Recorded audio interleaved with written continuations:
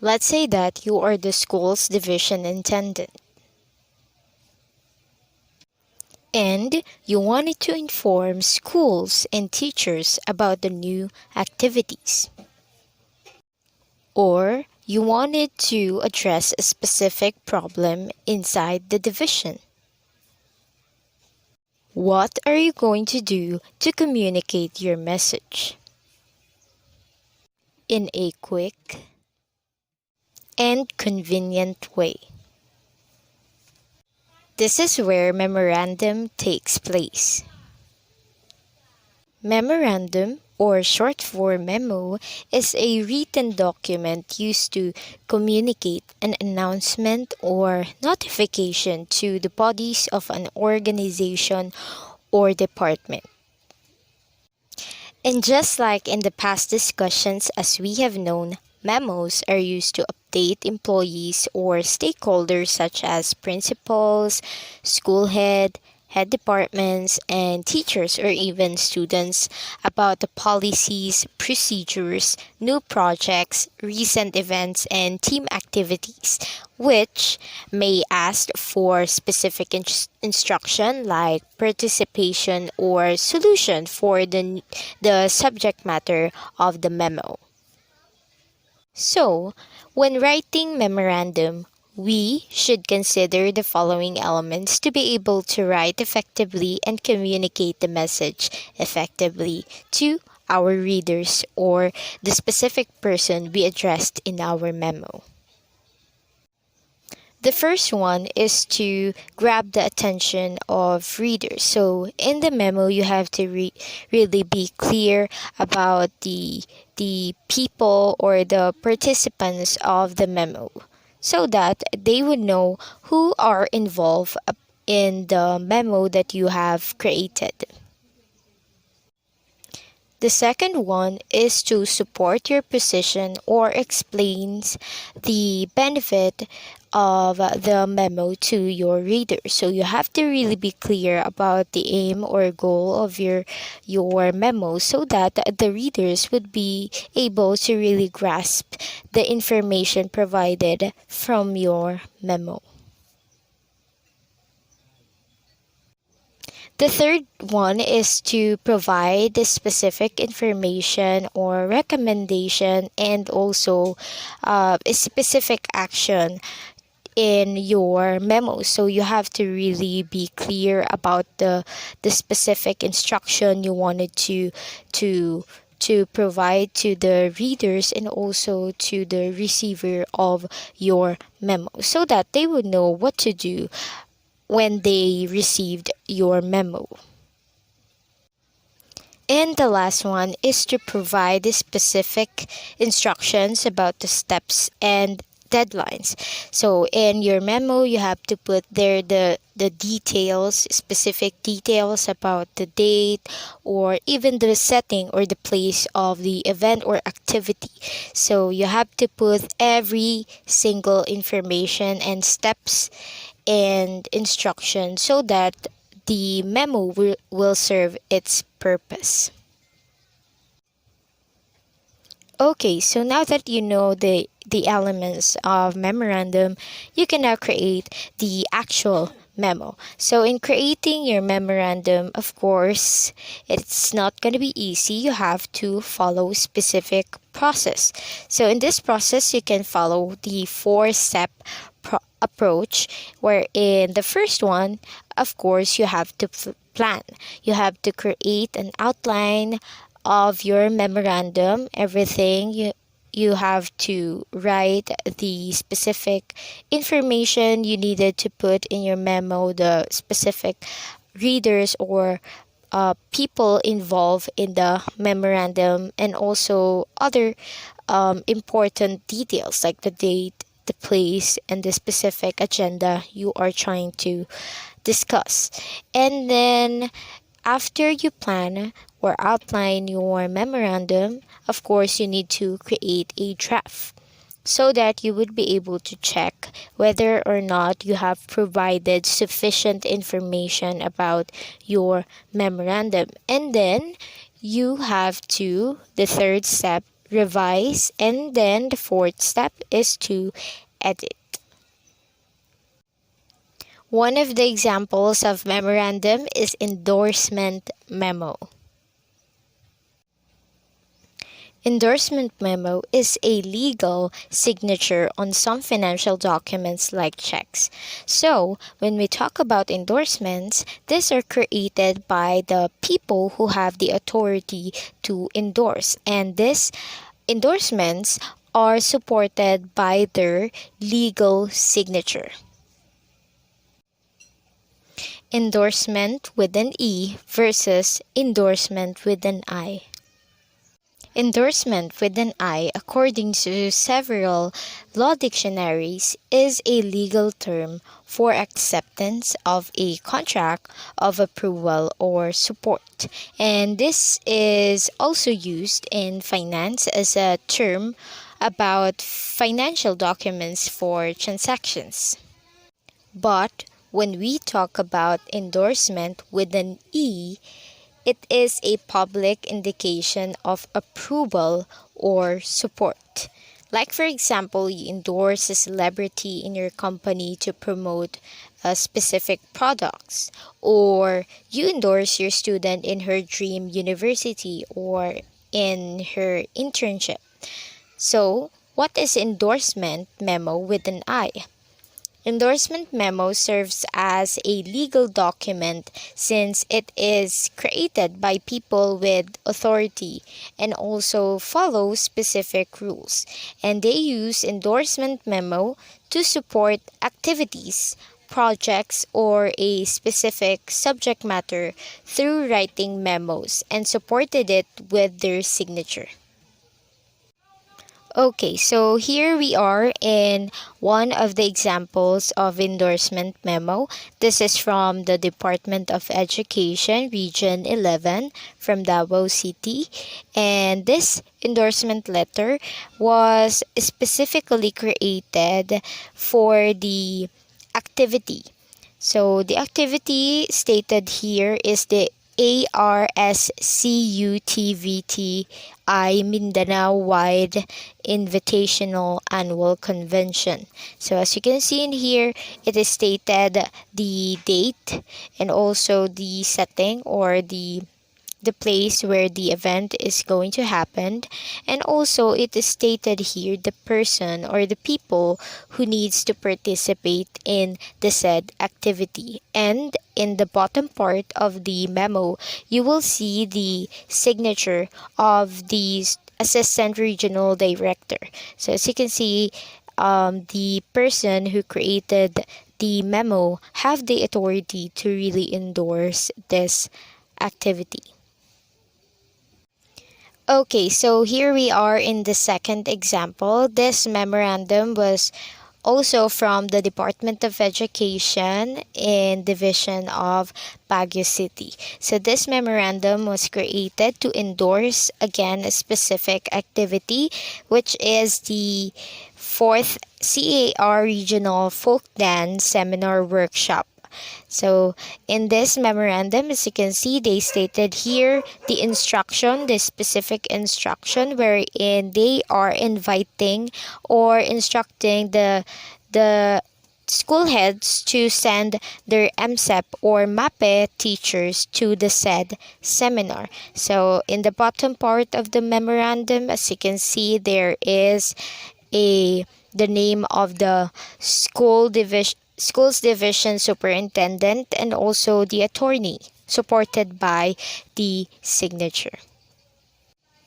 Therefore, when we talk about endorsement memorandum, we are talking about memorandum that intends to endorse, approve, or support something with or through legal documents such as memorandum. And this memorandum is supported by signatures of the person who have the authority to endorse something. And this memorandum contains of specific, clear, and concise information that might also ask for specific instruction, participation, or specific solution.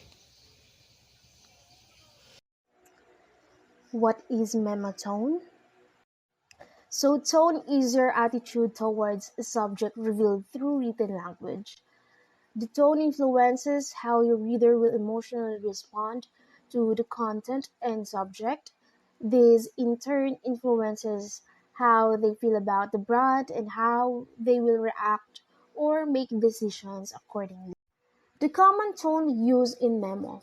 Memos are type of document that usually have formal tones because memo are mostly used in company, business, and even in schools. It should be in formal tone because we are in the professional field. Importance in memo tone. So reflection of the writer and it does affect the readers who perceive the message. The memo is much considered in creating a memo because the tones of the memo reflect what is the message of the memo. That's it for the memo tone. Moving on to the parts of memorandum, first is the headings. So headings compose of two from the subject line, date, memo number, and series of. So memo number is how many times memo was written. So it is, for example, memo number 20. And series of is the year when the memo was written. So, in headings, it composed the to, which refers to the recipient. Like, for example, Dr. Mark D.G. Garbida, the Dean of the College of Education, wrote a memo intended for the College of Education faculty members of English department. So, in the recipient, it will be written there that to all faculty members of English department. So, they are the recipients of the memorandum. Next is the sender. So, like what I've said a while ago, for example, Dr. Mark D.G. Garvida, the Dean of the College of Education, wrote the memorandum, so he is the sender. So, the sender specifies the name, designation, and department of the person who write the memo. Okay? Next is the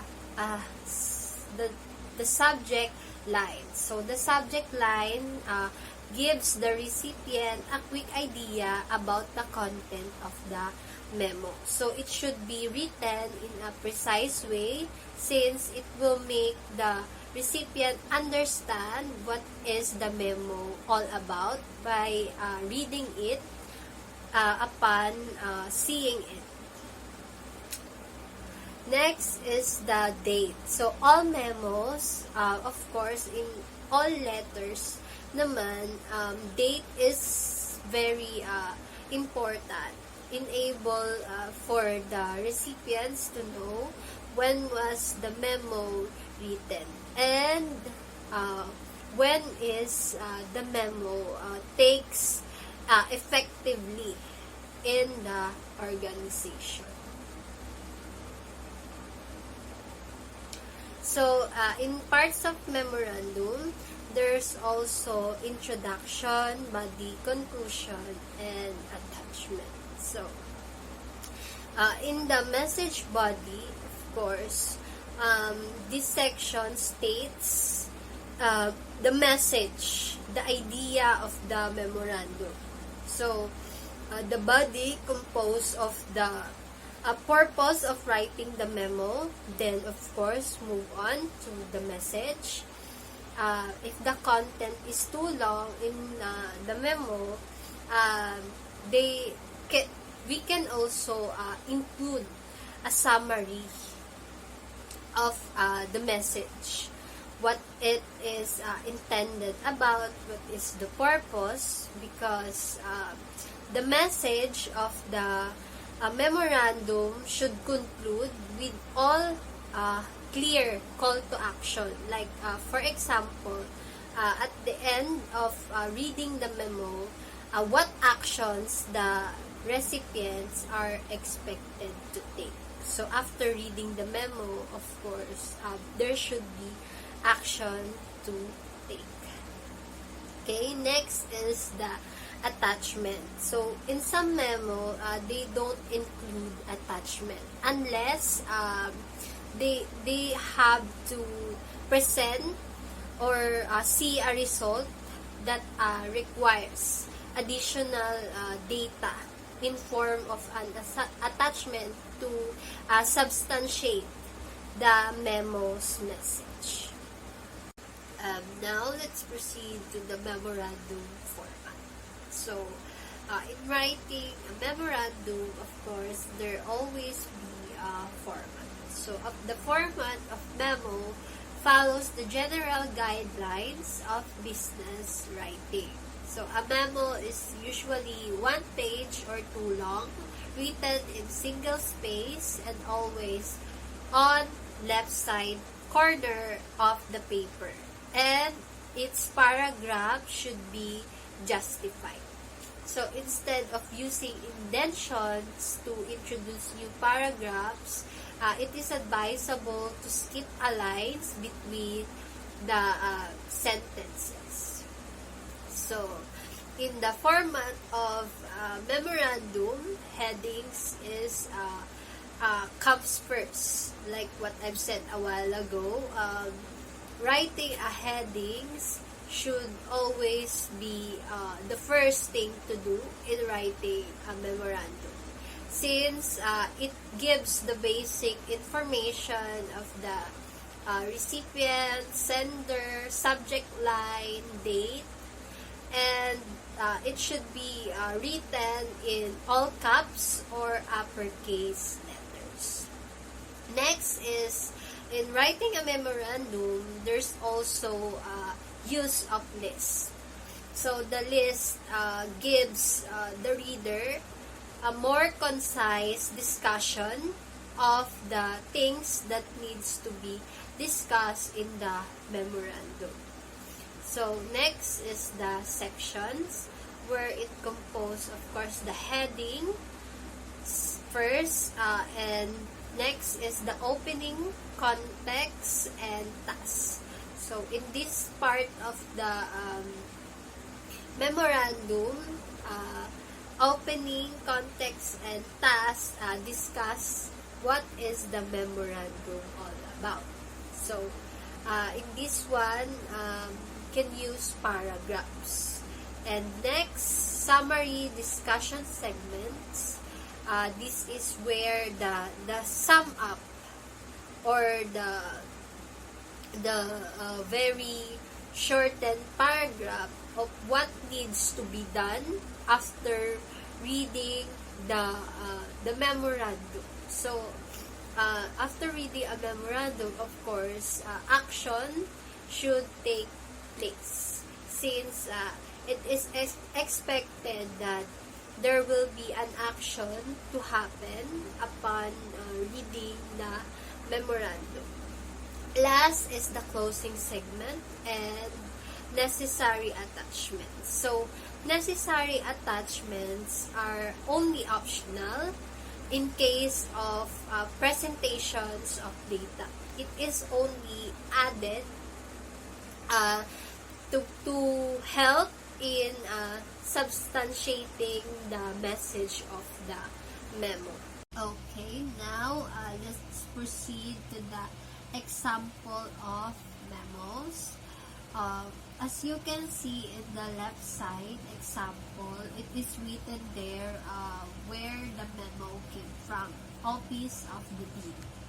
So, the memo number is 31, series number of 2020. So, it was written in 2020.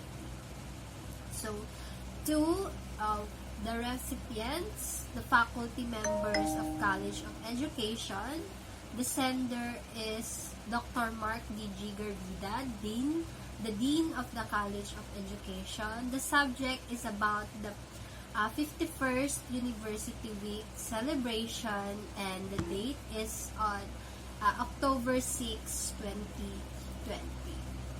And after the headings, you will see under it is the body of the memorandum, which discuss what is the memo all about. So in the right example, there is also number series of 2015. It is for Marian O. Pabua, Teacher 3, and Inupakan Central School. So the subject is for demonstration teacher and science 6. So it happens very long time ago, March 27, 2015. So the discussion of the memorandum was written in number. And there's also conform, in which if the teacher accepted the memorandum. So it came from the district supervisor of the school, Miss Edna Relos Suarez. So it depends, I think it depends on the school on how they write their memorandum, but of course the following format should first comes with the header, include followed by the message or the body of the memorandum, which discusses the idea of the memo sent by the recipients. So that's all for my discussion. I will now give the floor to the next discussant, Miss Joanna Marie de Guzman.